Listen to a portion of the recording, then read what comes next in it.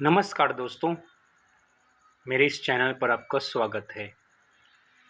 दोस्तों आज मैं एक बात करूँगा, तो इससे पहले आप मेरे चैनल को सब्सक्राइब करना ना भूलें, क्योंकि यह चैनल आपकी बौद्धिक विकास के लिए बना है ताकि आप मानविक गुणों में वृद्धि कर सकें।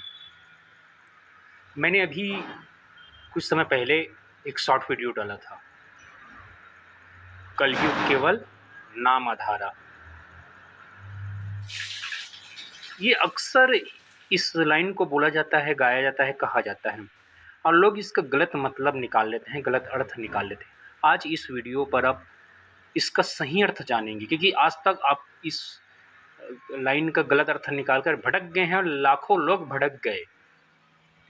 लोग कहते हैं कि कलयुग केवल नाम आधारा, सुमर सुमर नर उतर ही पारा, कि आप नाम को जप लो और मुक्ति पाओ जाओगे, कुछ करने की जरूरत नहीं, योग साधन समाधि जप तब कुछ करने की, नाम जपो। यहाँ पर कलयुग केवल नाम आधारा का अर्थ नाम जपना नहीं है। ये है लोग भ्रम में आ गए। हमने संतों का वचन नहीं समझा।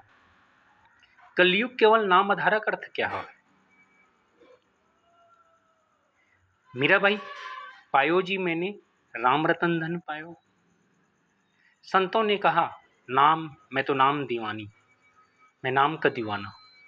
इसका मतलब ही नहीं कि वो नाम जपने वाली बात है कि मुँह से कुछ राम राम जपो या कृष्ण कृष्ण जपो या सतनाम जपो, कुछ भी जपो, ओम नमः शिवाय जपो तो मुक्ति, ऐसा नहीं है।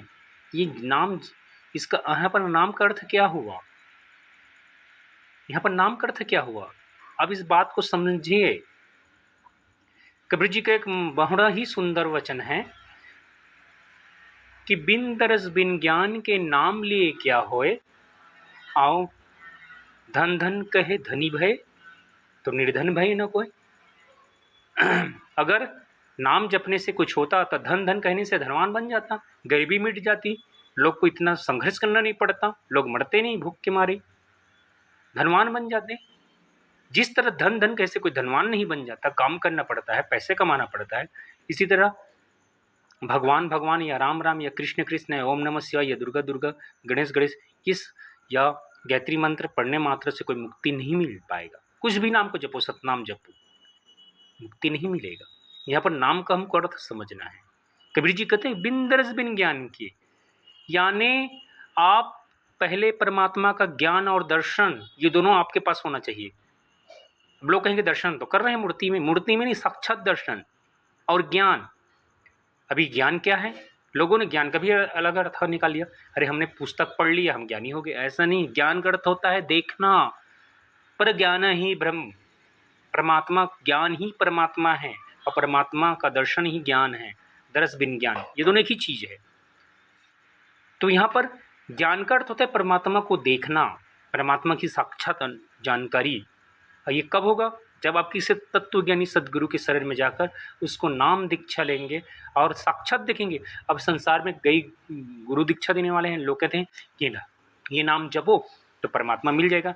अब लोग भ्रम में है, जी हमने गुरु बना लिया अब हमें मुक्ति मिल जाएगा।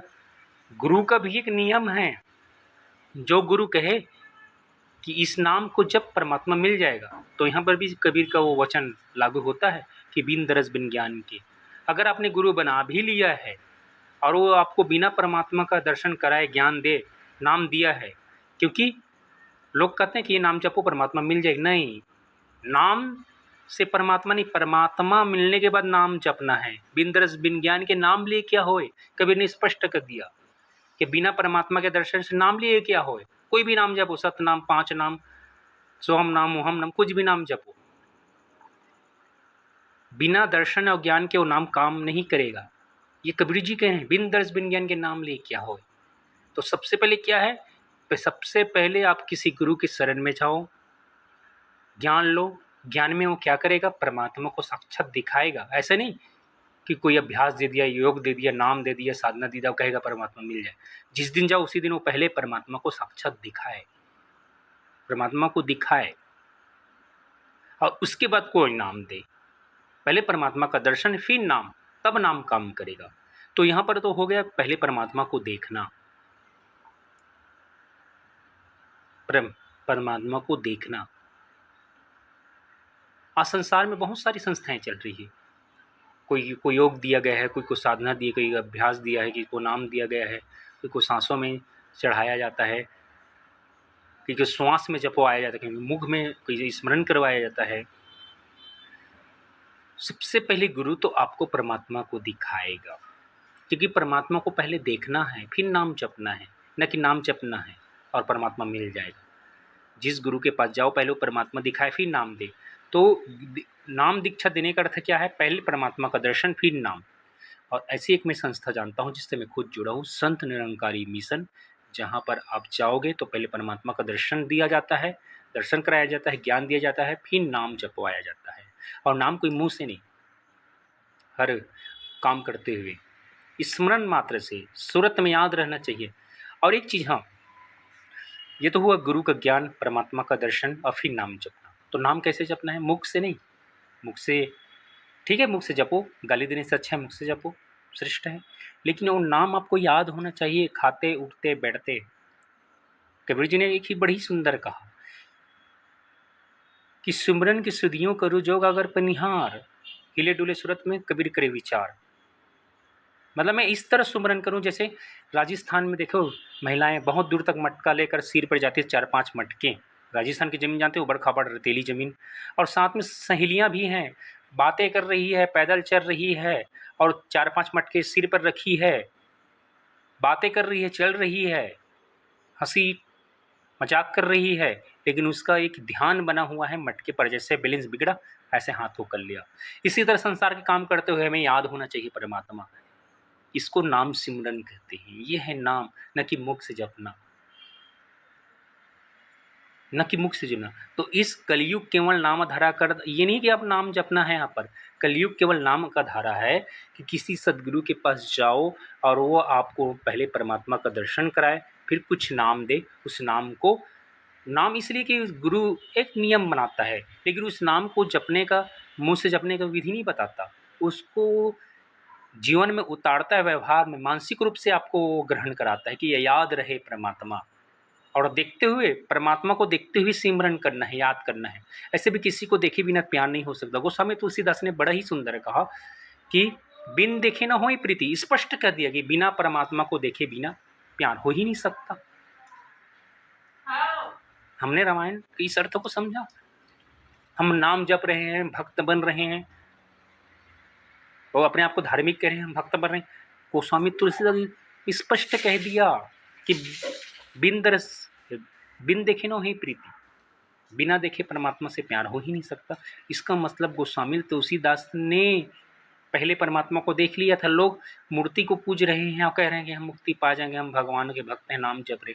यहाँ पर बिन देखे न ही प्रीति दास नहीं कहता, ये हमारे संतों ने पहले कह दिया कि पहले परमात्मा के देखे बिना प्यार हो ही नहीं सकता। ये वचन क्या है? कलयुग के ना एक गोस्वामी तुलसीदास ने ही कहा है, लेकिन एक तरफ और कह रहे हैं कि बिन देखे न होए प्रीत। इसका मतलब गोस्वामी तुलसीदास ने भी कहा है कि परमात्मा को देखना है पहले, किसी गुरु के पास जाकर साक्षात।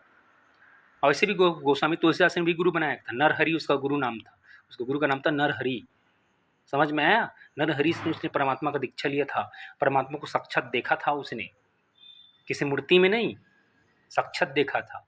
और फिर तब नाम जब, तो गुरु से वो नाम लिया था, गुरु से नाम लेना है परमात्मा को देखकर, और फिर उसको मुख से नहीं, याद में रहना चाहिए वो, जिसे राजस्थान वाला दास उदाहरण बताया। तो दोस्तों ये है, तो इस तरह आपको नाम, ये है नाम, इस नाम का आधार कहा कलयुग के मल नाम आधार। तो ये नाम सदगुरु से मिलता है। और गुरु भी कौन? जो पहले परमात्मा को देखा है तब नाम दे। ऐसा नहीं कि पहले नाम दे दे और कहे कि परमात्मा मिल जाएगा, नहीं। गुरु पहले परमात्मा दिखा देता है, फिर वो नाम जपवाता है। कैसे जपवाता है? दास ने पहले बताया कि वो याद में रहना चाहिए, उड़ते बैठते खाते पीते काम करते दुनिया कर से कर विधि नाना, ध्यान वहाँ जहाँ कृपा निधान। इस संसार से हाथों से काम करो, चलते फिरते खाते पीते रहो, लेकिन ध्यान याद बना रहे उस परमात्मा की। इस नाम सिमरन, ये है नाम सिमरन। सुमर सुमन नर उत्तर ही पारा, इस तरह सुमरना है नाम को। तो अंत में क्या बोला? अंत में सार ये है कि गुरु के पास जाओ, पहले परमात्मा को देखो, फिर उससे एक नाम लो, और नाम स्मरण में होना चाहिए, साक्षात देखना चाहिए और याद होना चाहिए परमात्मा। इस तरह सिमरन करना है, फिर मुक्ति पाना है। तो वीडियो देखने के लिए धन्यवाद। अच्छा लगे तो कमेंट्स में ज़रूर बताना, और लोगों को शेयर करो ताकि आपको सही मार्ग मिले, क्योंकि भटकाने वाले मार्ग बहुत हैं। ये कलयुग केवल नामधारा का गलत अर्थ आपको बताया गया है। धन्यवाद वीडियो देखने के लिए।